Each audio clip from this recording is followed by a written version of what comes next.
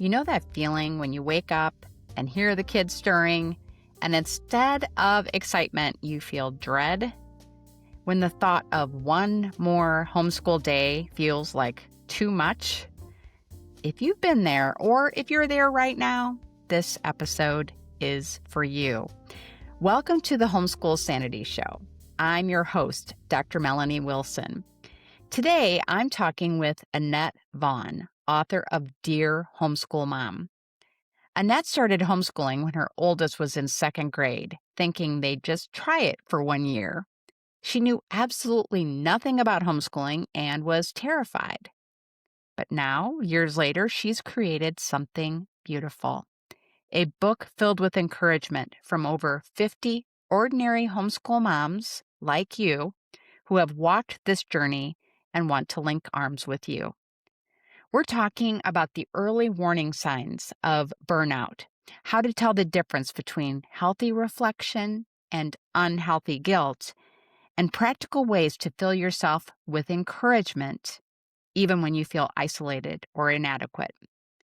Whether you're a brand new homeschool mom or you've been at this for years, this conversation is going to remind you that you're not alone. And on the hard days, you have something to hold on to. Let's dive in. Annette, thank you so much for joining me here on the Homeschool Sanity Show, where we are going to be talking about encouragement. It's something I am very passionate about. But before we dive into that topic, I would love to have you tell us more about you and your family, and then maybe, if you can, why you chose to homeschool initially. Okay, great. Yeah. Well, thank you so much for allowing me to spend a little bit of time with you here today. So my name is Annette Vaughn. My husband and I have been married 20 plus years. We've got three boys, ages 14, 13, and 12. And we started homeschooling initially when my oldest was in second grade. I never thought my name and homeschool would ever be used in the same sentence before, which is kind of funny because now my name and homeschool are both listed together on the title of a book. So that's so funny to me. But when my oldest son was going into second grade, my middle one was going into kindergarten, we realized that the private school they were going to just wasn't going to be equipped to handle some of the needs of my kindergartner, so we decided to embark on this idea of homeschool just for a year, just to try it, to see how it went. And as they say, the rest is history. I went from knowing absolutely nothing about it and being scared to death to realizing this is just the most amazing lifestyle that our family could have. Many homeschool moms feel isolated or like they're the only ones who are struggling in this homeschooling endeavor. What are some reminders or truths that you wish every homeschool mom could hear on the days that she feels unseen or inadequate? Mm, that's such a great question, and I think that's definitely the truth that so many moms go through times or seasons like that, and that's one of the truths that I would remind moms of is simply that that's normal. What we're doing by homeschooling our children is for sure countercultural. It's different. It can be stressful at times and bring on a whole new level of responsibility. And so just realizing that that's a normal thing to feel and think is important.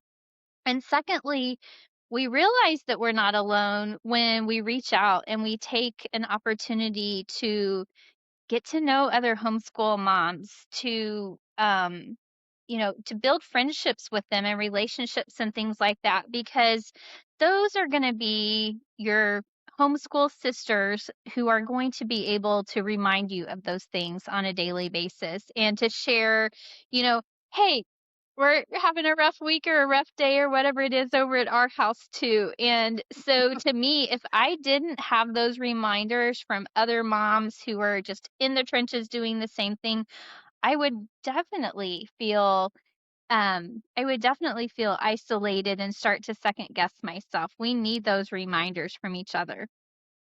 I love that, and it's absolutely the truth, and I have experienced that, and I am so very grateful for the other homeschooling moms in my life who were willing to just stand with me, through those really difficult days. And they are definitely normal, as you say. I love that. So, discouragement, it seems like, can often sneak in quietly. We don't just get like this overwhelm of discouragement all of a sudden. Instead, it seems to kind of crop up because of comparison, or we're just exhausted, or we're just starting to doubt ourselves and our ability to teach our kids or to teach one particular child or one particular subject. What would you say are some early warning signs that a mom is heading toward burnout? And then, if you could, what do you think that this kind of mom can do before she reaches that breaking point? Mm. Yeah, that's so true. And I love how you point out um those sneaky ways that it can come, because you're absolutely right. The comparison, um, the fatigue, all of those things are huge contributors. And so to me, I know this from personal experience, I think moms on the verge of burnout, they know what that feels like. That perhaps they've lost their joy or excitement that Mm. they used to have about homeschooling, and each day becomes, kind of a daily drudgery from the moment that you hear the kids wake up and like, "Am I gonna be able to do this again?" Um, and of course, we all have days that are a little off, but when you're headed towards burnout, I think that the indicator is you're just having more of those days than you're not. And the Mhm. messages going through your head may be things like, why did I ever try to do this? I'm not qualified. They would be better off if they were in school somewhere, all of those things. And so I think if moms are feeling that, through the thoughts that are racing through their head, and just even from the fatigue that they're feeling, or the dread that they're feeling, that's a big sign that burnout has either arrived or it's well on the way. And when I think about burnout, am actually gonna be, ironically, talking to a group about this coming up. I think of it in the way of just simply needing to refuel. Mm. Everything that we do just as moms, or especially as homeschool moms, truly takes so much energy, physically and mentally, and as we do that day in and day out, yeah, our fuel tank is draining just a little bit, Mhm. and we've got to watch for those indicators as we go, or we're going to end up in a place that's, really, really discouraged. And so, I would say if moms are starting to feel some of those things, to really, take a pause and reflect. Where is that coming from? And sometimes it's just a reflection of the time of year. You get into the middle of January and February as a homeschool mom, and it feels like, Christmas is over, the finish line of the end of the year, if you do traditional schedules, is way far off, and it can just be a reflection of the time of year. Other Mhm. times, the source may be simply the circumstances of your life. Maybe there's a big life change. Maybe there's a stressful family situation. Maybe something like that is going on. Or it could be a matter of, the curriculum isn't working anymore. There's so many things that can lead to it. But I think if we just notice the symptoms and we don't pause to reflect and try to figure out, where is this coming from? Um, when we do reflect, that can just get us a little bit closer to figuring out, okay, what is something I can do as a next step to start working through this? And sometimes, honestly, it's as simple as taking a little break. whether that's a day or a couple of days or a week, to just step back. And when we are rested and we've had time to reflect a little bit, we're so much in a better place to be able to look at our situation objectively and really figure out what's going on. I completely agree. And when you were talking about taking a break, it reminded me that so many of us moms, when we even consider that, it can stir up another emotion, and that is guilt. We Yeah. feel guilty because we haven't done all of the lessons that we've planned. We haven't gotten nearly as much accomplished as we intended to by this point in the year. And so taking a break, you've got to be kidding me, we're behind and we've got to get caught up. So, how can moms tell the difference between a healthy reflection? I mean, maybe there are some things that we do need to correct, that we need to rethink. But sometimes the guilt that we're feeling is not helpful. And it is just undermining our confidence and joy. What's the difference between those two types of guilt? That's such a good thing to consider, and I think as moms, just simply asking ourselves that question even is helpful. Is this helpful guilt? That's a natural emotion, and used for its actual God-given purpose is a good thing. But reflection to me that's healthy is something that points you forward, not Hmm. something that points you back of all the things that you could have done and should have done, and this didn't go well, and that was a train wreck. To me, healthy reflection of, trying to ask some of those questions, what are some things maybe we could have done differently? Okay, what does that look like moving forward? What did we learn from that?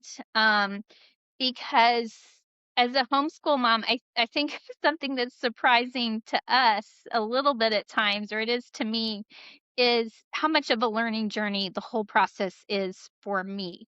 I joke around and say by the time I graduate all 3 of my boys, I will finally have figured out how to homeschool.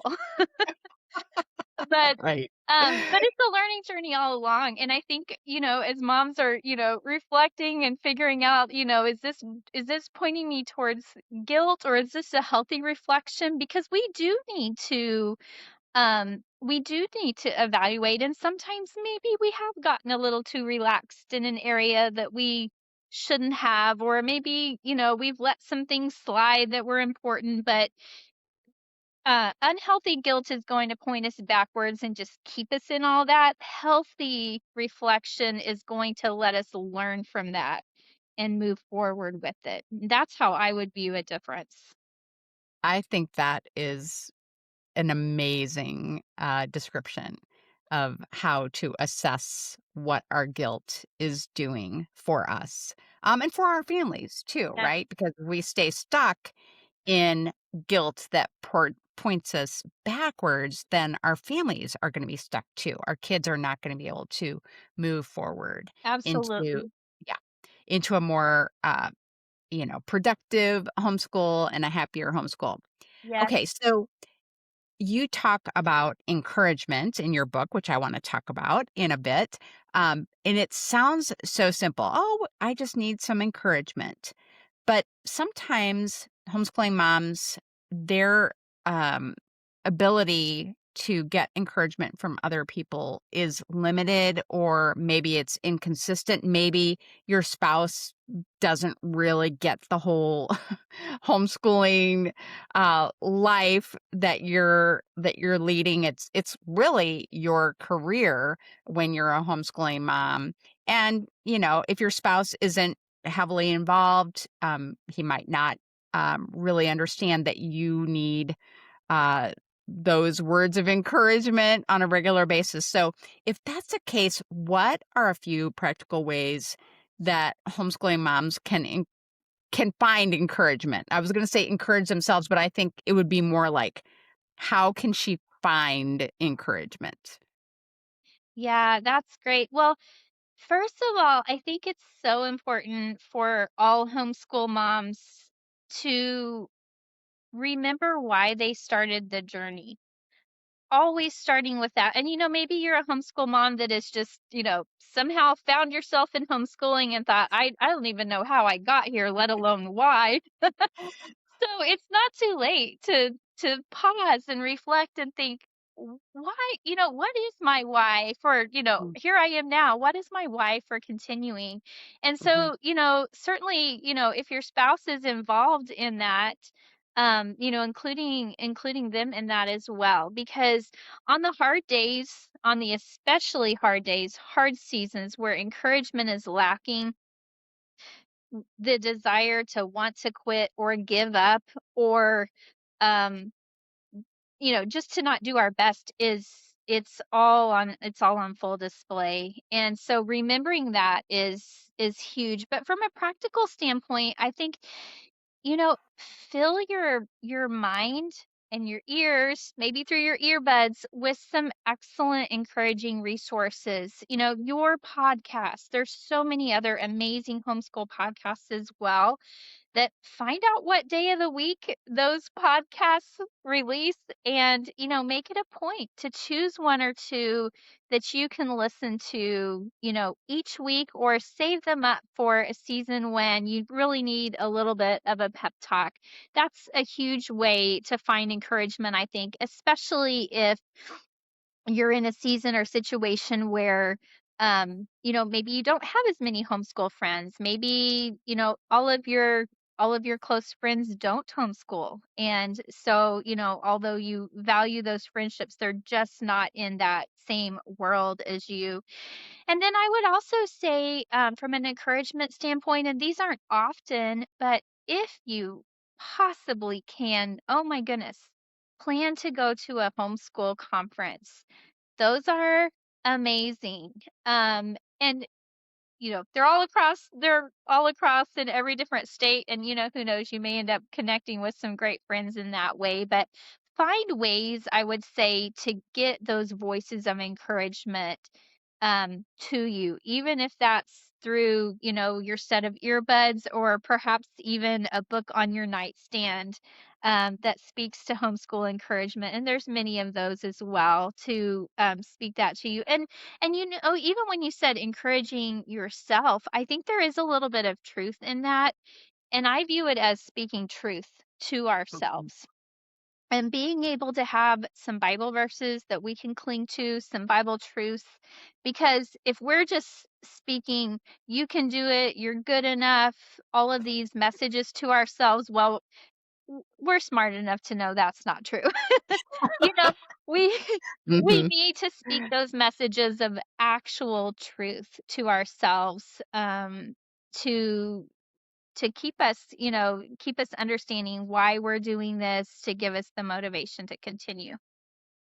Absolutely. I love that. And one of the things that I tell attendees that I'm speaking with at Great Homeschool Conventions, which is the series of conferences that I attend and speak at, is to get copies of audios of talks that you didn't have time to see, or get copies of the talks that really encouraged you so that you can listen to them again, as you say, when you need that extra shot in the arm of continuing. I know when I was in the trenches of homeschooling, I went to a homeschooling conference every single year, and just being in the presence of all of these other homeschooling parents, it really did encourage me, just knowing that I wasn't alone and that my challenges were not actually that unique to me. It makes a huge difference. And I would say another thing that you could do is get a copy of your new book, Dear Homeschool Mom, and have that by your bedside to pull out when you are needing some encouragement. Can you tell us the story behind that book? Absolutely. Well, Dear Homeschool Mom came out in October of 2025, so just recently, as of the airing of this podcast. And it's a book like no other. Here's the premise of it: it is a book of encouragement from homeschool moms for homeschool moms. And so, although my name's on the front and I, authored the book as a whole, there are over 50 moms who are part of this book. These moms are homeschool moms from across the US, coast to coast. Some of them have been homeschooling maybe only a couple of years. They're new to it. Some are kind of middle of the road in those middle school teen years, and then there's other moms that contributed to it who have graduated 3 or 4 kids. And so all of them together, make up just such a wealth of homeschool mom encouragement. I wonder often how many years of homeschool experience the book has. That would be fun to add up. Mm-hmm. But, the story behind the book is, I've been homeschooling 7 or 8 years now, and when I first started homeschooling, as I said at the beginning, I knew nothing. I knew absolutely nothing, and all the things that I did know about homeschool, in quotes, "know," were just myths. I thought homeschool was just you get your little classroom and, none of it was true. And it was the help of what I call regular, ordinary homeschool moms in my life who came alongside me, helped me, showed me the ropes, got me started, all these things. And as I have continued to homeschool year after year, I've reflected and I've realized, what has helped make this possible for me? It's the moms in my life that are in my circle that have been willing to give and help. And they're not well-known names. They're Mm-hmm. not big speakers. They're not, big bloggers, any of that, which I love all those resources that are out there. But what makes this book unique is it's from moms who are just like the moms probably who are going to read it.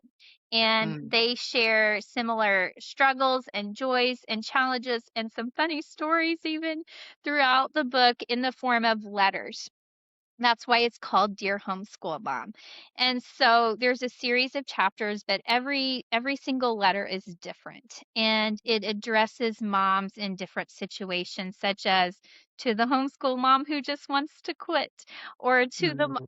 to the mom who's struggling with a child academically, to the mom who just needs some motivation. There's all of these different letters so that Mm. moms can really honestly pick it up and flip to the one that applies to you that day or that season. Or certainly you can just read through as a whole and just get a whole variety of encouragement right there. And I think through hearing these moms encouragement, from hearing their stories, for hearing them share about lessons they've learned along the way. It is just such a helpful thing to have as you go on your own homeschool journey. And what I hope also is that it's a reminder that all homeschool moms have something to offer to others. You don't have to have, been homeschooling perfectly for 3, 4, 5 years before you can help someone else. If you've been homeschooling a week or 2, you're further along than the person that hasn't even started, and you have something to share. And so just acknowledging that none of us have all the answers, but all of us have something that we can do that encourages another mom. I absolutely love this, and I dearly wish I would have had your book available to me when I was starting out. It would have been amazing, honestly. But at least it's available now, and other homeschooling moms, no matter where they are in their journey, as you say, can benefit from it. So, where is the best place to pick it up? Yeah, absolutely. The, where it is locate where it's available right now is just a quick and simple add to your Amazon cart, and, that is the best and primary place where that is available right now, so if you just search "Dear Homeschool Mom Book," you will see it come up, and you'll notice it immediately by its cover, though we don't wanna judge a book by its cover. I love I love the cover of this book. It's a group of homeschool moms facing away with their arms around each other, and I think it points to the message of what this book is, that we're Mm. linking arm in arm together, all of us different, walking this journey, and that we're not alone. I love that too. And I'm also going to include a link to it in the show notes. If you are not where you can write the title down, don't worry. I will be giving you that link in just a minute. Do you have social media accounts where listeners can connect with you? Yes, absolutely. So on Instagram or on Facebook, the both social media accounts are just simply called Dear Homeschool Mom Book. Just make Okay. sure to include the word Well, book in that, and you'll be able to find those areas. oh, that's wonderful. Well, I am so thrilled that you wrote this book and collected homeschooling moms' wisdom and published it as a source of encouragement for many, many years to come. Thank you so much for taking the time to talk with us today. Thank you. I appreciate it. I love how Annette reminded us that what we're doing by homeschooling is countercultural. It's different. It can be stressful, and it's completely normal to have days or even seasons where we feel like we're barely holding it together. But here's what I want you to remember: you're not alone. You have something to offer other moms, even if you've only been homeschooling for a few weeks. And there are ordinary homeschool moms out there who want to link arms with you and remind you why this journey is worth it. If you need that kind of encouragement right now, I highly recommend picking up Annette's book, Dear Homeschool Mom. It's available on Amazon, and it's filled with letters written specifically for the season or struggle you're in. Find the link at homeschoolsanity.com/encouragement. Whether you need motivation, help with an academic challenge, or just someone to tell you not to quit, there's a letter in there for you. You can connect with Annette on Instagram or Facebook at Dear Homeschool Mom Book.